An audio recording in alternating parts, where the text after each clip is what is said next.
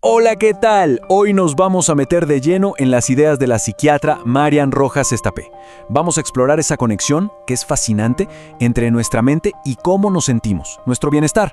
La idea es entender un poquito cómo funciona el cerebro y, claro, lo más importante, cómo podemos usar todo eso a nuestro favor. Y bueno, para empezar, hay que plantearse la gran pregunta de nuestra época. Si lo pensamos un poco, tenemos acceso a más cosas que nunca antes en la historia. Entonces, ¿por qué parece que no somos más felices? Y ahí está, esa es la paradoja. Tenemos una sobreabundancia de todo. Opciones, estímulos, cosas materiales y, sin embargo, lo que vemos es un aumento tremendo en la angustia emocional. Es un problema que de una u otra forma nos toca a todos. Ok, perfecto. Vamos a meternos de lleno en esto. La primera clave, y es fundamental, está en un cambio de foco.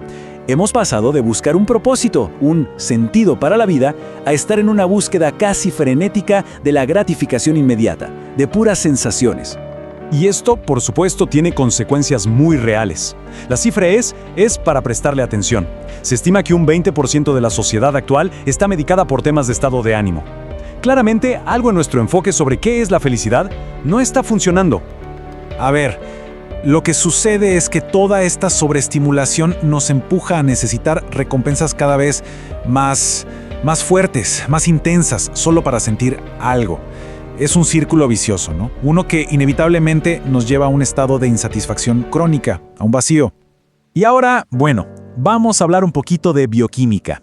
Aquí entra en juego el famoso cortisol. Pero ojo, no es el villano de la película. De hecho, es una hormona esencial para sobrevivir. El verdadero problema aparece cuando ese sistema de alarma que lo activa, pues nunca se apaga. Veamos este contraste.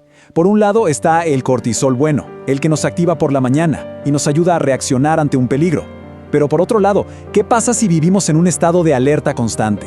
Pues que ese mismo cortisol se vuelve tóxico y puede causar de todo, desde ansiedad hasta enfermedades físicas graves, porque llega a impedir la regeneración de nuestras células. Para que esto quede súper claro, hay una analogía perfecta. Pensemos en esto por un momento.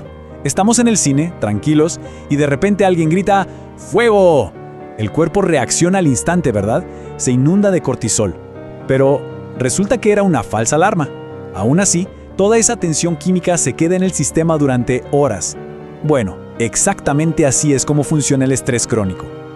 Y claro, cuando esa tensión se vuelve crónica, el cuerpo empieza a pasar factura.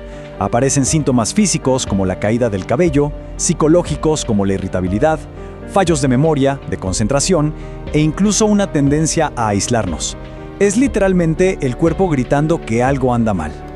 Todo esto nos lleva a uno de los descubrimientos, yo diría, más revolucionarios sobre la conexión mente-cuerpo, y es el poder directo que tienen nuestros pensamientos sobre nuestro estado físico. Y este es el punto clave de todo el asunto. Para nuestro cuerpo, la respuesta fisiológica a una amenaza imaginada es exactamente la misma que a una amenaza real. El cerebro sencillamente no distingue la diferencia. Le da igual. A ver, hagamos la prueba ahora mismo. Tratemos de imaginar un limón.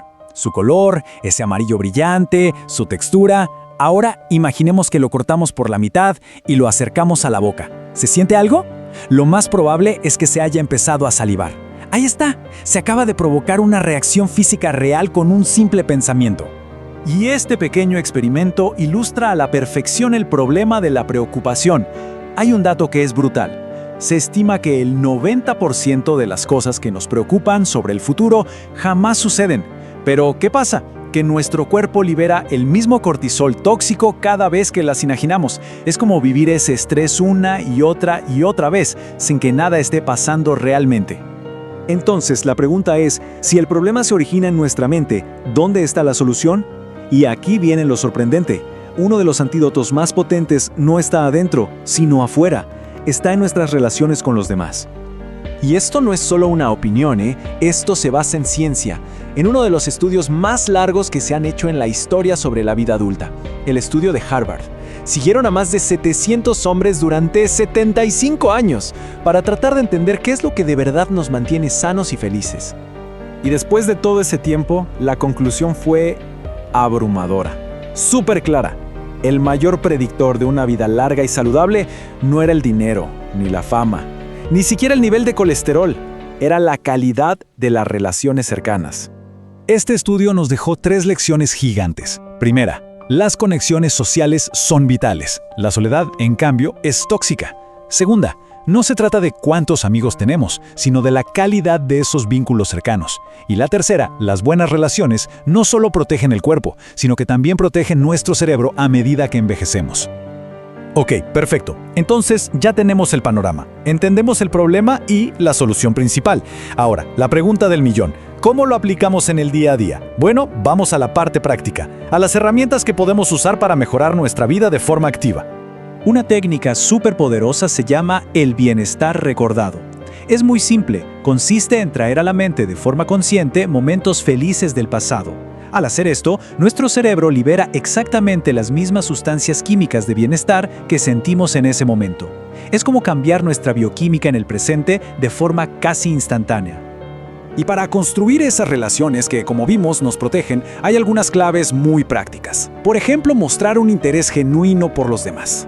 Hacer el esfuerzo de recordar detalles importantes sobre las personas. Evitar la crítica, que al final solo genera un ambiente tóxico.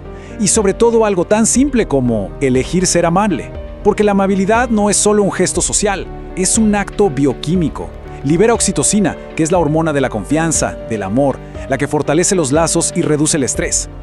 Y para terminar queda esta reflexión de Aristóteles. Él decía que la felicidad no es algo que nos encuentra por casualidad, es un blanco, un objetivo al que apuntamos activamente con nuestras acciones, con nuestros pensamientos y, como ya vimos, sobre todo con nuestras conexiones. Así que la pregunta final que queda en el aire es, ¿hacia qué blanco estamos apuntando cada uno de nosotros?